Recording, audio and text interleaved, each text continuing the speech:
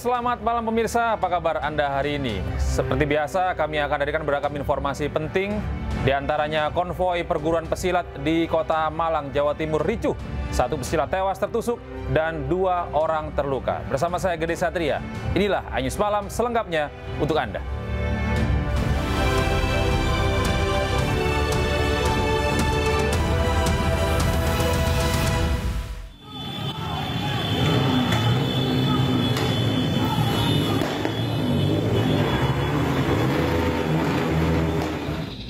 Diduga akibat geber-geber gas motor, konvoi perguruan pesilat di kawasan Pakis, Malang terlibat bentrokan dengan warga. Warga yang merasa terganggu berusaha menyerang dan membubarkan rombongan pesilat. Tidak hanya menggunakan senjata tajam, bentrokan juga diwarnai letusan petasan luncur. Selain di Pakis, kericuhan juga terjadi di Jalan Panji Suroso, Kota Malang. Dalam insiden ini seorang pesilat tewas dan 2 lainnya terluka parah.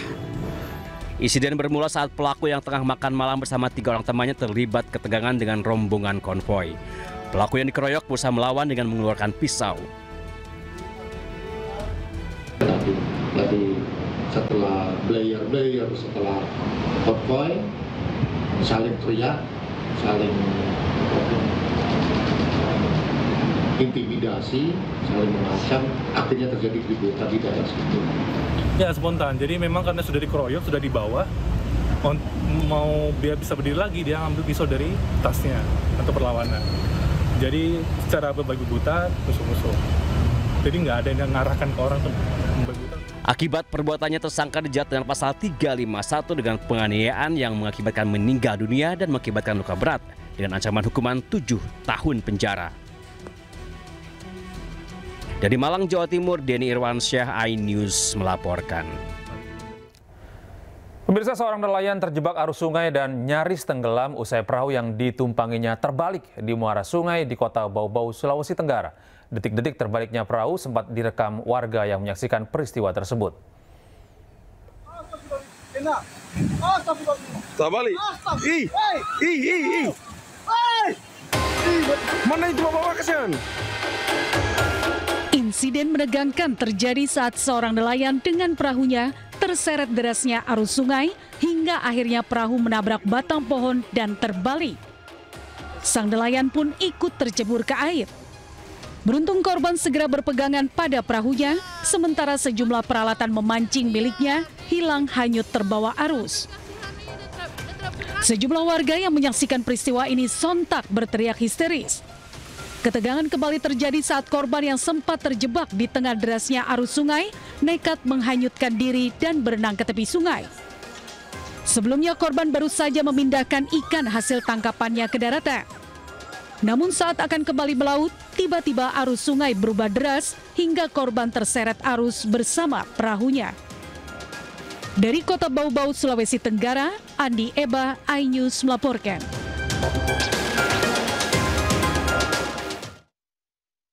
Pemirsa, hari kedua pencarian korban kapal KMP Tunu Pratama Jaya yang tenggelam di perairan Selat Bali, tim SAR Pos Jembrana melakukan penyisiran dengan memfokuskan ke arah selatan Pelabuhan Gilimanuk dengan radius 20 mil laut.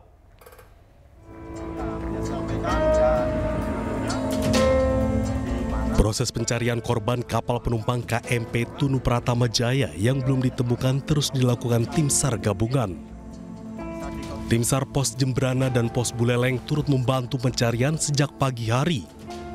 Pencarian difokuskan ke arah selatan dan timur dari Pelabuhan Gilimanuk. Hal ini dikarenakan sebelumnya arus laut selatan Bali yang bergerak ke arah selatan membuat para korban banyak ditemukan terdampar di areal Pantai Pebuahan, Desa Banyu Biru, dan Pelabuhan Gilimanuk dengan radius 20 mil laut. Sementara itu, jumlah korban hingga saat ini sebanyak 35 orang, di mana korban selamat 29 orang dan 6 orang ditemukan meninggal dunia. Hingga saat ini posisi bangkai kapal belum ditemukan dan diperkirakan tenggelam di dasar laut. Sementara suasana di posko pengaduan Gilimanuk cukup lengang, hanya ada sejumlah petugas gabungan yang terus siaga. Dari Jembrana, Bali, Nyoman Sudika, iNews melaporkan. Ya pemirsa, pencarian korban tenggelamnya KMP Tunu Pratama Jaya masih terus dilakukan. 21 korban selamat dijemput keluarga di Pelabuhan Ketapang, Banyuwangi. Sebanyak 21 korban KMP Tunu Pratama Jaya yang tenggelam di Selat Bali tiba di Pelabuhan SDP Ketapang, Banyuwangi. Mereka langsung mendapat penanganan medis di Posko Crisis Center sebelum diserahkan kepada pihak keluarga. Korban selamat yang ditemukan sebanyak 30 orang, 21 diantaranya telah diserahkan pada pihak keluarga yang telah menunggu di Pelabuhan Ketapang. Sementara 7 penumpang diserahkan kepada keluarga di Pelabuhan Gilimanuk, Jembrana, Bali. 6 orang korban meninggal dunia telah diserahkan kepada pihak keluarga di Banyuwangi. Hingga kini, tim SAR gabungan masih terus melakukan pencarian dengan melebarkan area penyisiran. Dari Banyuwangi, Jawa Timur, Eris Utomo, iNews melaporkan. Sementara itu, keluarga korban tenggelam KMP Tunu Pratama Jaya masih bertahan di Posko Crisis Center di Pelabuhan ASDP Ketapang, Banyuwangi, Jawa Timur hingga Jumat dini hari. Mereka berharap tim SAR segera menemukan keluarga mereka.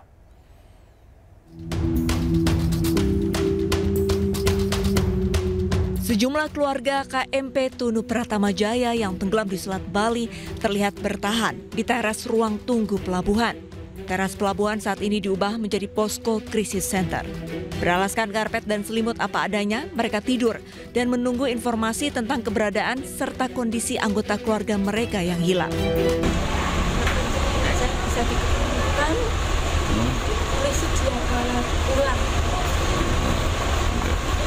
Karena di situ kan kalau di PP-nya dia sudah absen, tapi kalau di sini kan belum absen, kan dia waktu itu nggak tugas, tapi seluruh HPK suruh ikut kapal situ. Sementara itu data penumpang yang berhasil ditemukan berjumlah 36 orang. 30 orang ditemukan selamat dan 6 orang lainnya ditemukan meninggal dunia. Sementara 29 penumpang lainnya masih dalam proses pencarian.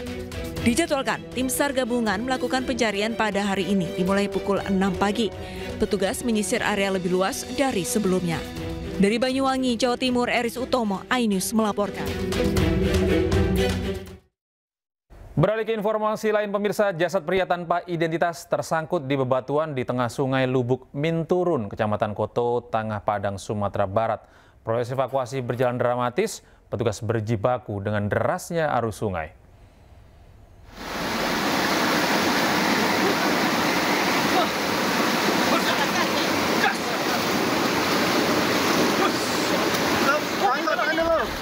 Dengan susah payah, tim SAR gabungan menarik kantung jenazah dari Sungai Lubuk Minturun, Kecamatan Koto Tengah, Kota Padang, Sumatera Barat.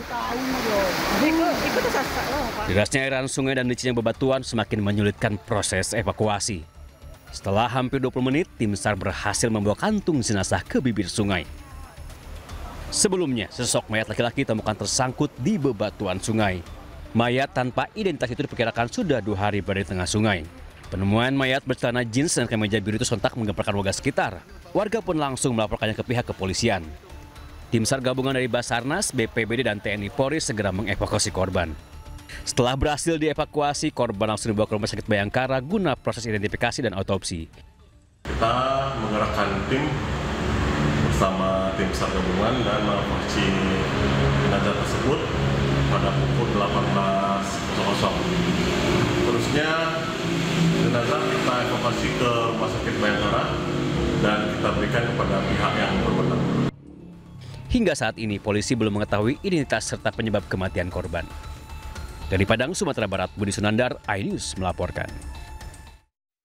Sedulur Jokowi menuntut Roy Suryo CS meminta maaf kepada Ketua Umum mereka, Paiman Raharjo, setelah Roy sudah dituding Paiman terlibat dalam dugaan pembuatan ijazah palsu Jokowi. iNews Malam segera kembali.